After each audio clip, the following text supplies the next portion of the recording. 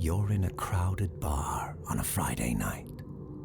The lights flash off, and in the darkness, you see glowing red eyes staring at you from across the room. When the lights switch back on, the eyes are gone. The lights go out again, and now the bar is filled with glowing red eyes, all fixated on you. You need my help. This is A Voice from Darkness.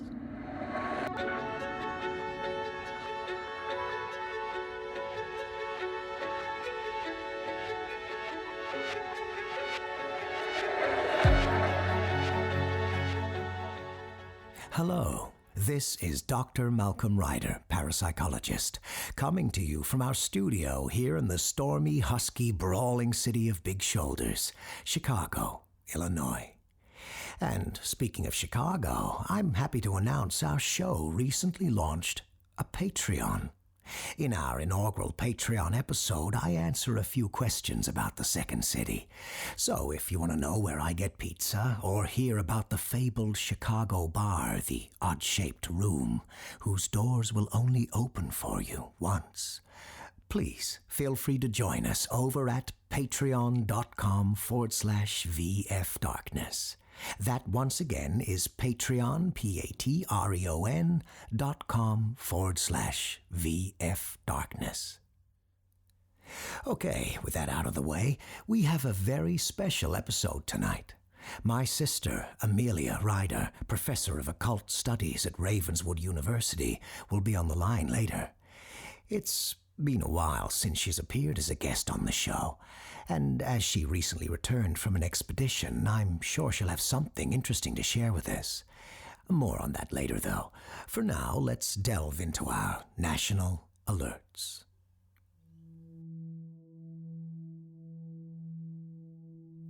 There's only one national alert for tonight, and it's for the Greenpoint neighborhood of New York City. There's a movie theater at the corner of Driggs Avenue and Leonard Street called The Luminous Spirit. A film currently playing there titled We Are Always This Way should be avoided at all costs. Last night it was shown for the first time in nearly 30 years. Outside the theater, you'll see a poster advertising the film, featuring a happy family, all with blonde hair, standing in a green field. Judging by the film stock, color grading, and clothing the family wears, the movie appears to have been made sometime in the late 40s or early 50s. We Are Always This Way opens with the camera panning across wide, grassy hills. A child whistles a cheerful tune. The song grows louder as the camera comes upon a blond boy sitting on a tree stump, whistling and whittling a stick with a small pocket knife. When the camera focuses on him, he stops. He places the stick next to him on the stump, neatly folds back the blade of his knife, and puts it in his pocket. He stares directly at the audience and asks everyone, one at a time, if they are happy. The movie doesn't continue. The boy seemingly waits until everyone in the theater verbally answers him. If an audience member responds that they are not happy, the boy probes further. He'll ask for the cause of their unhappiness. He asks, what would make them happy?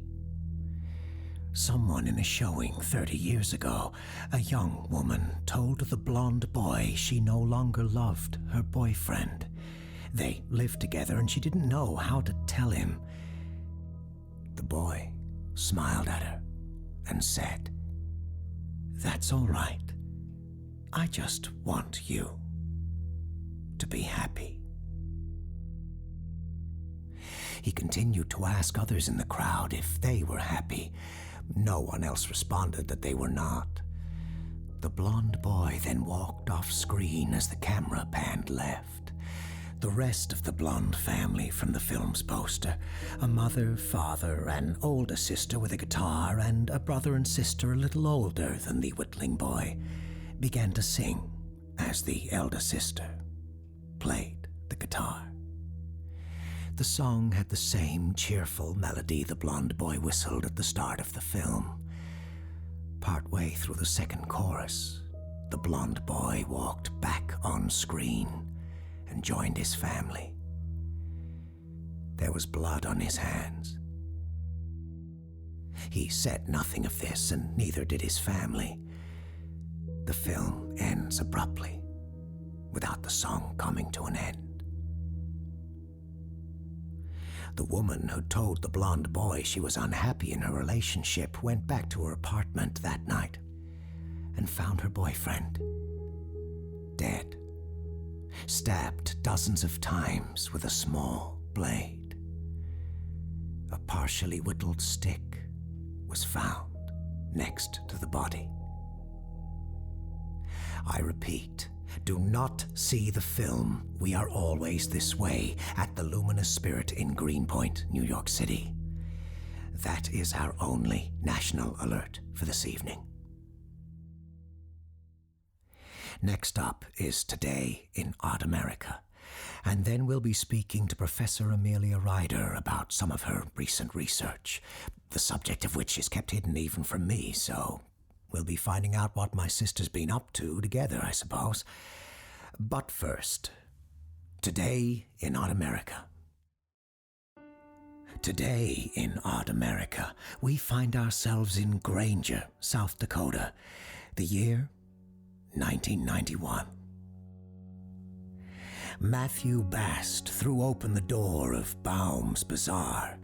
The small-town bar was crowded that night, and when Bast made such a loud entrance, people turned his way. Bast was a big man, tall and imposing.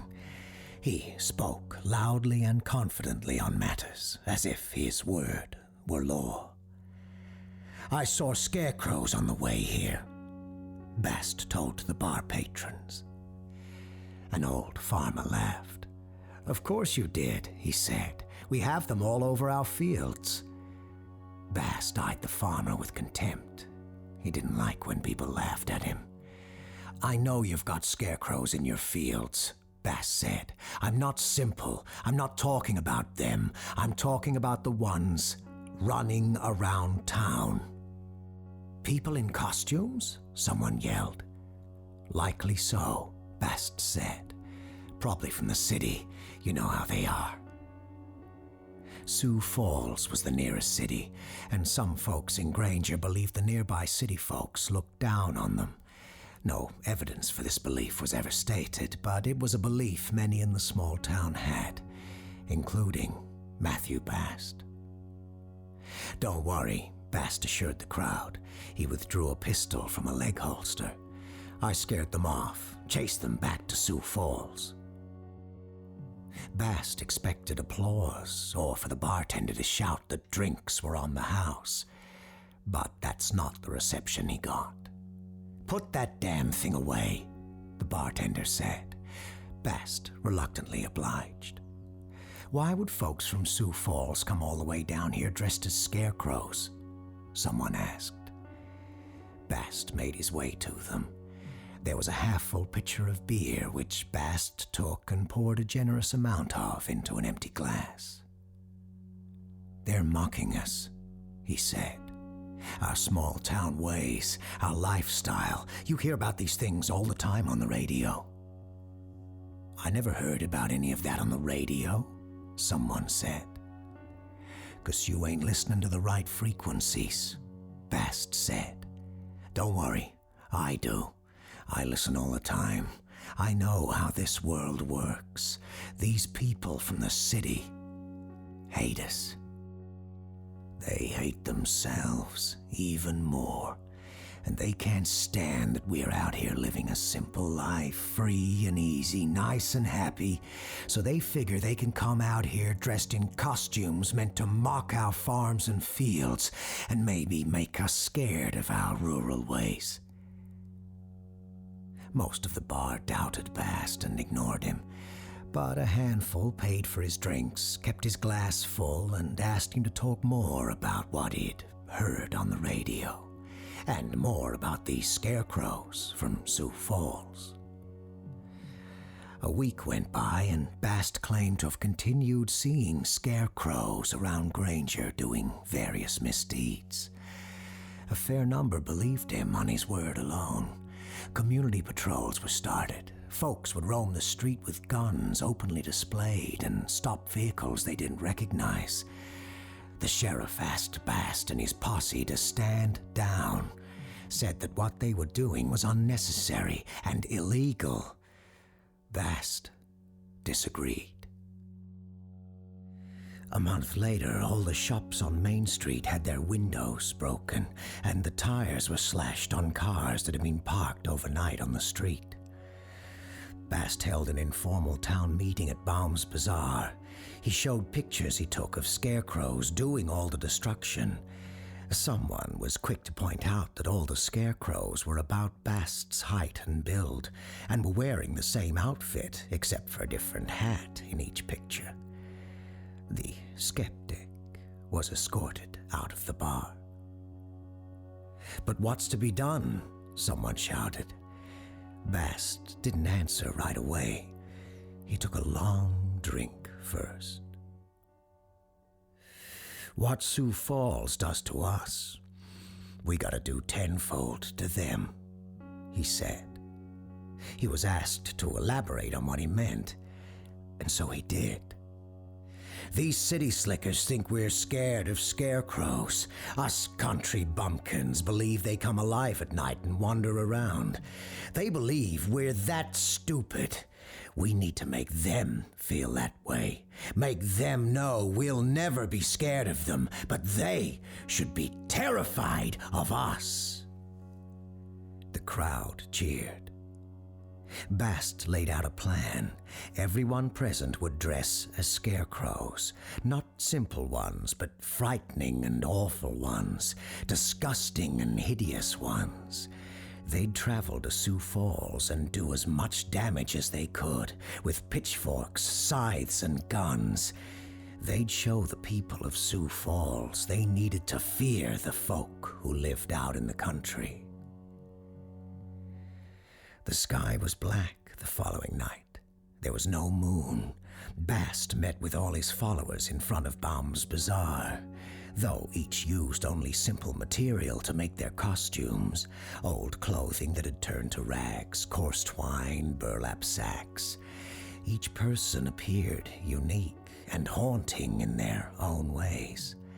Some had stuffed themselves with hay to give extra girth.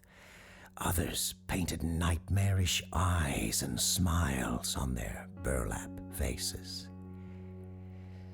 They didn't get far out of Granger. The sheriff had blocked the road. Said he'd go easy on them if they all turned around and went back to their homes. Everyone could forget this whole thing. For a moment, the scarecrows considered the sheriff's offer, thought maybe they were going too far based on too little information. But a low, static hiss rumbled from the sheriff's radio. Bast tilted his head like a dog trying to make sense of human words. Then a high-pitched, unnatural squelch burst from the machine, causing it to explode. Bast laughed. He stabbed the sheriff through the torso with his pitchfork and carried the lawman off to the side of the road. Bast threw the sheriff under the soil. "Your radio," Bast said to the dying man. "Your radio defies you, says we ought to move on with our plan." "It's just noise, Bast," the sheriff said. But Bast could no longer make sense of the sheriff's words. They were distorted to him like radio static. Loud, angry radio static. Bast stabbed the sheriff through his throat to stop the noise he made. The convoy continued down the road. into Sioux Falls. Over the next several hours, tens of thousands of dollars worth of destruction was done to the city.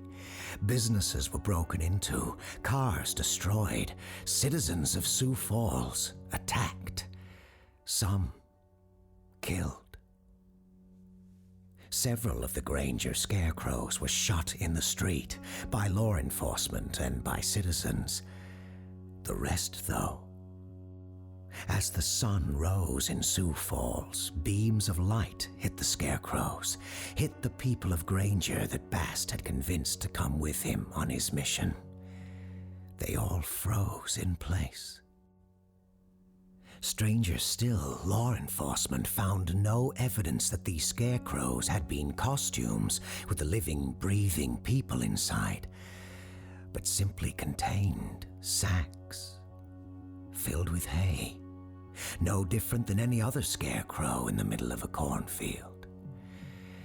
Some speculated this was a trick Bast and his followers had played, that they'd left behind actual scarecrows after they ran away from the city. But Bast and his group were nowhere to be found back in Granger.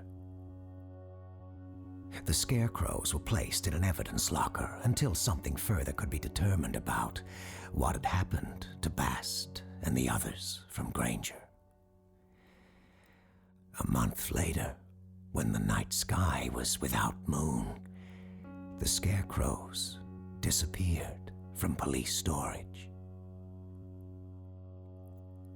Ever since that night, across the country, cities have reported invasions of scarecrows, ones that attack on dark, moonless nights and disappear before the first beam of sunlight.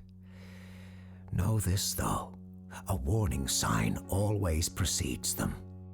On the night of a new moon, turn your radio on and tune it to empty static. If it squelches, if it makes inhuman, angry noises, then you should prepare yourselves. Your city is in danger that night. But do not listen too long to the radio signal you find, or it may convince you to join Bast and his cohorts.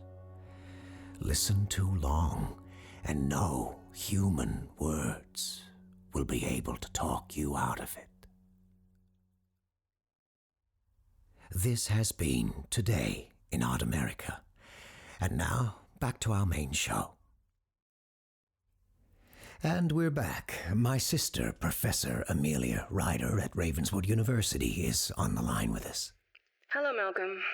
It's been a while since you've had me on your show. Well, the last time you were on, things got a bit heated. The time before that, too, from what I recall. You put forward the three twins conjecture. It's one of the least credible theories of supernatural metaphysics. I didn't put it forward. I merely stated that it was possible. Possible. But no serious scholar holds that view. There was one very serious scholar who held that view, but he's dead now. There's no reason to bring up Grandpa Duncan, Amelia. It's partly why I came on your show tonight, actually. I went back to the lake house. That's incredibly reckless.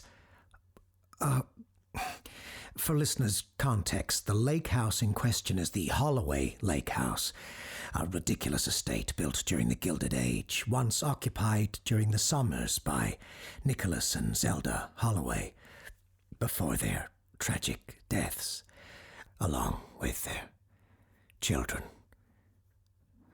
Julian and Miranda. You went looking for her? I had to. I strongly disagree. If Julian's back... that means nothing. His return in no way means she has returned. That she can return. Amelia, I'm sorry, You don't get to decide when and if I move on. If she's gone, truly gone, then where's her body? And why can't you tell me what happened that night?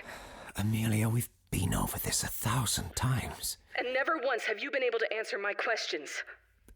This is not something I want to talk about publicly. Then you should have answered my questions better privately. I've told you everything I remember about that night. You've told me everything except what I need to know. Where is Miranda? I don't remember. I'm sorry that's not enough, but If you two hadn't conspired against me... Conspired against you? We protected you because of how much we care about you. If we're having this conversation, and God knows why, but we are, then I at least want to make sure anyone listening can follow what we're saying, that they understand why I did what I did. Say whatever you need. Over a decade ago, the traveling salesman was destroying towns across the country. People were disappearing in numbers and ways they never had before.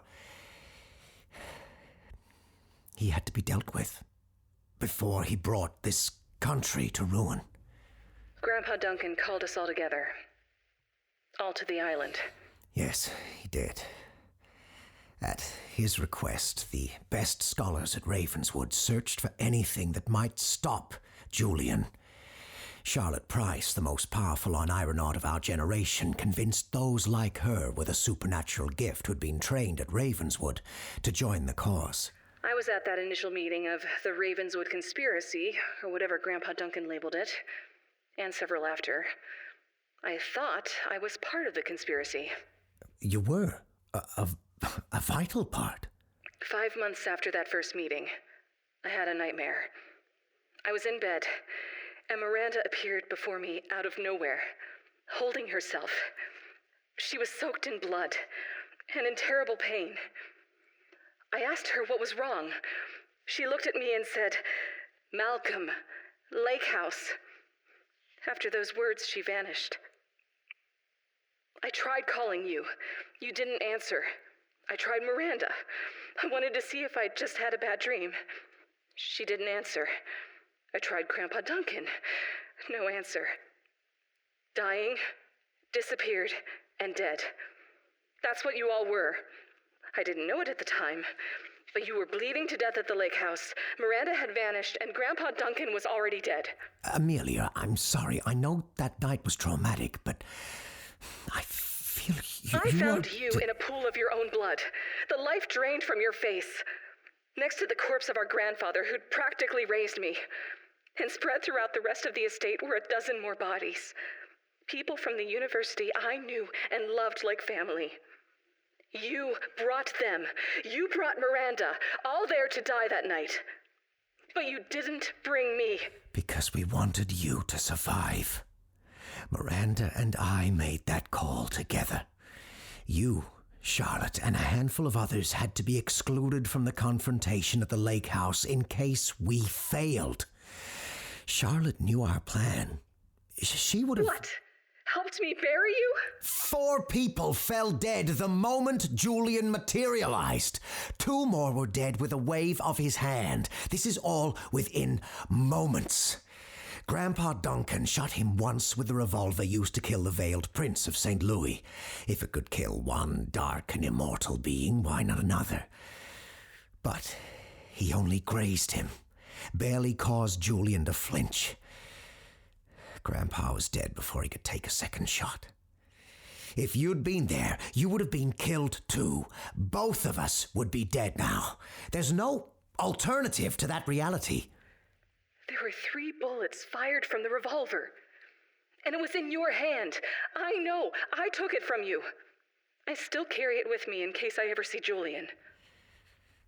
Julian slammed me against the wall, broke my ribs, punctured one of my lungs. But he threw me next to Grandpa Duncan's body.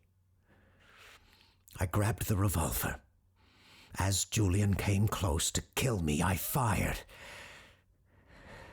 That's all I remember. I woke up 3 days later in a hospital with you next to me. Amelia, I've told you all this before, dozens of times. Miranda's role in that night was to lure Julian there and then perform a ritual to trap him, to bind him so he couldn't travel away. In the chaos of it all, I have no idea what happened to her. I just need to know. If Julian's back, if she's out there somewhere and I'm not looking for her, what does that say about how much I love her if I don't look for her? Did I tell you what I did a year ago on June 8th? I'm not sure that I did. June 8th? Your 603 day. I'm sorry, I almost forgot. It's all right. I don't like to talk about it anyway. But a year ago, I read a rumor online. A single forum post with no corroboration, saying that if you went to the border of New Hampshire, spent the night there when you'd normally receive your 603 call, you'd dream of the person you're missing. Did you dream of her? I did. But I don't know if I spoke to her in the dream or if I only dreamed of speaking to her. But that's not even the point of sharing this. What I mean to say is, I understand why you have to keep looking. And I support you. I do. I just please don't go back to the lake house. At least, not alone. I don't have any intentions to. Nothing had changed. I don't think anyone has been there in years. Possibly since that night. But I won't stop looking for Miranda. If Julian's back, she has to be. And I hope you find her. Well, that was not what I expected us to be getting into tonight. Miranda, if you can hear this, please know that I love you. I don't know where you are, but I'll do everything I can to find you. And I think we'll end things there. Until next time, if you're experiencing any supernatural, paranormal, or otherworldly problems, be sure to call in next time on A Voice from Darkness.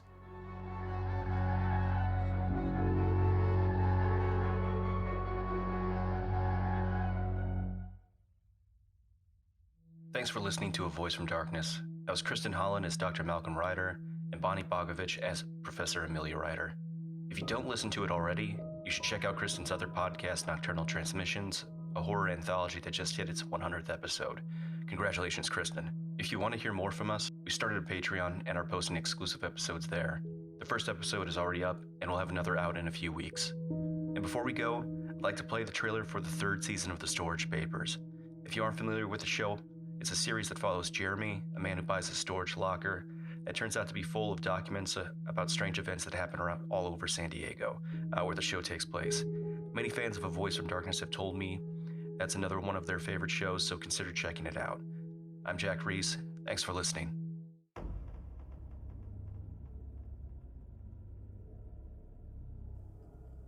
Things aren't what they seem. These words ring true now more than ever. I thought I was creating this podcast as a recreational activity, for fun. Now, it's a necessity.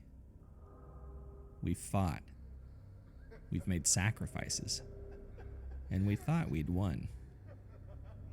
But we were wrong.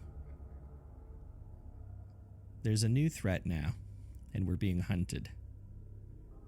All we know is he finds you in your dreams, when you aren't expecting him, when you're most vulnerable. Season 3 is coming May 11th.